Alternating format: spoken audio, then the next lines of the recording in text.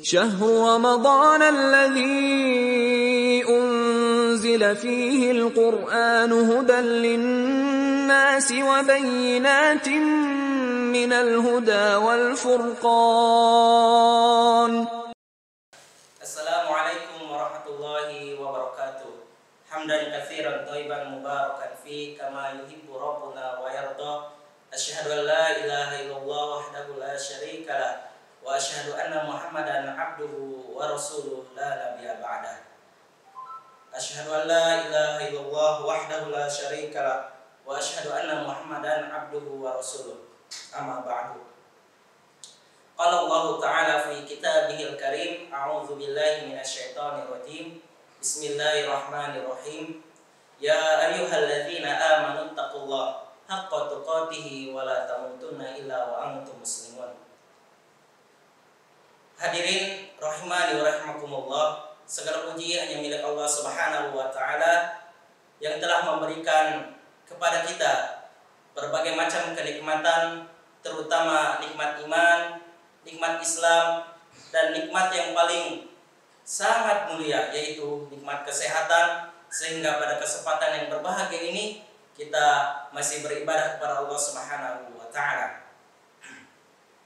Salawat dan salam mudah-mudahan tercurah bagi junjungan kita Nabi Muhammad sallallahu alaihi wasallam yang telah memberikan informasi-informasi baik tentang ilmu dunia maupun akhirat.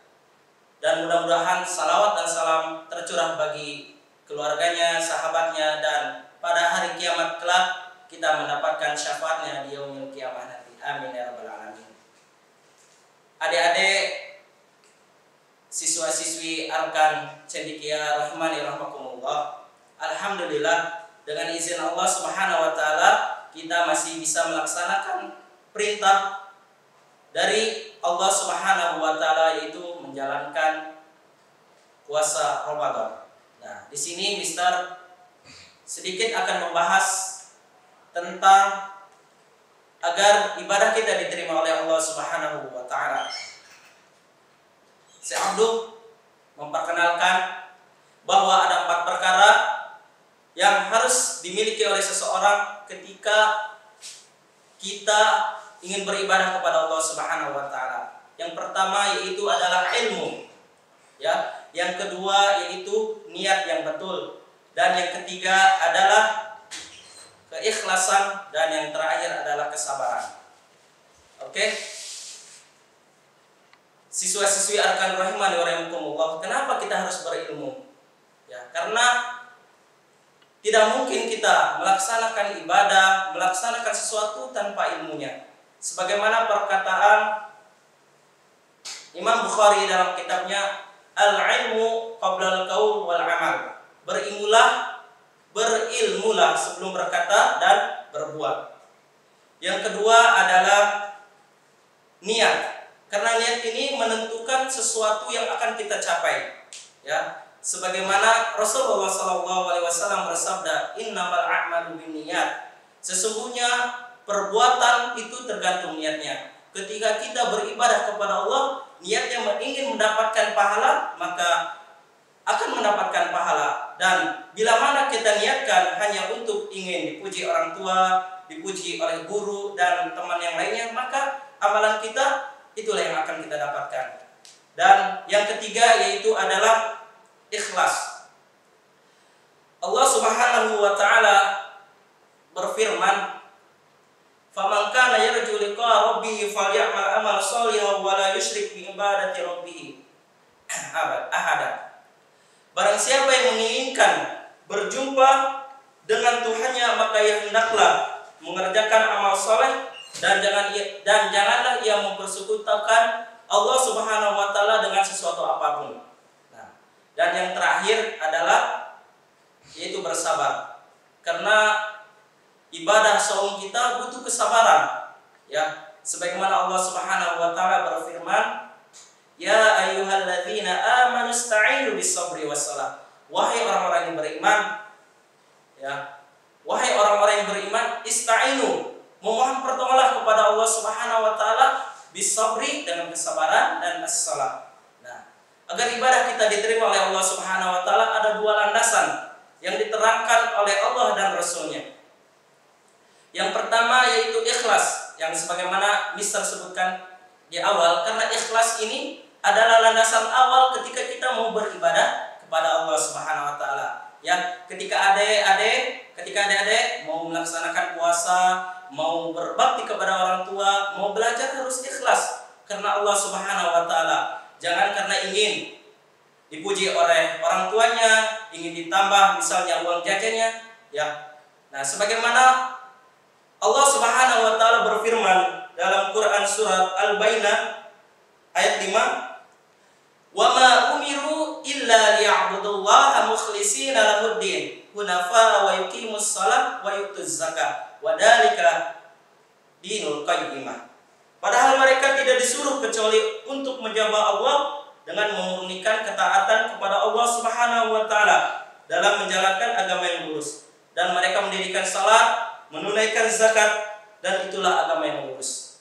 Adik-adik, kita diciptakan Allah Subhanahu wa taala tidak lain dan tidak hanya untuk beribadah kepada Allah Subhanahu wa taala. Bahkan kita udah hafal dalilnya ya, yaitu diterangkan dalam Quran surat Az-Zariyat ayat 56, "Wa ma khalaqtul jinna wal insa illa liya'budun." Kata Allah, dan tidaklah aku ciptakan jin dan manusia melainkan hanya untuk beribadah kepada Allah, mengikhlaskan ibadah kepada Allah Subhanahu wa taala.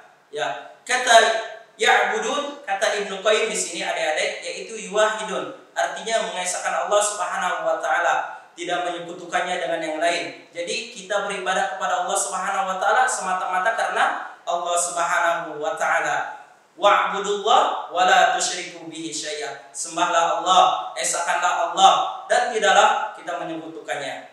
Dan yang kedua adalah yaitu al-ittiba, artinya mengikuti tuntunan Rasulullah sallallahu alaihi wasallam yang kita idolakan, yang kita anggap sebagai kiai kita, guru kita, panutan kita, yaitu Nabi Muhammad sallallahu alaihi wasallam. Karena lampu lampah beliau lah kita bisa hari ini memeluk agama. Agama apa? Agama Islam ya. Berkat perjuangan beliau lah dengan kalimat la ilaha illallah Muhammad Rasulullah, kita hari ini alhamdulillah bisa memeluk agama Islam. Apa itu al-ittiba? Yaitu mengikuti semua perintah Rasulullah SAW berdasarkan Al-Quran dan As-Sunnah. Sebagaimana Allah Subhanahu wa taala berfirman, "Qul in kuntum tuhibbunallah fattabi'uni yuhibbukumullah wa yaghfir lakum dzunubakum wallahu ghafurur rahim." Yang artinya apa adik-adik?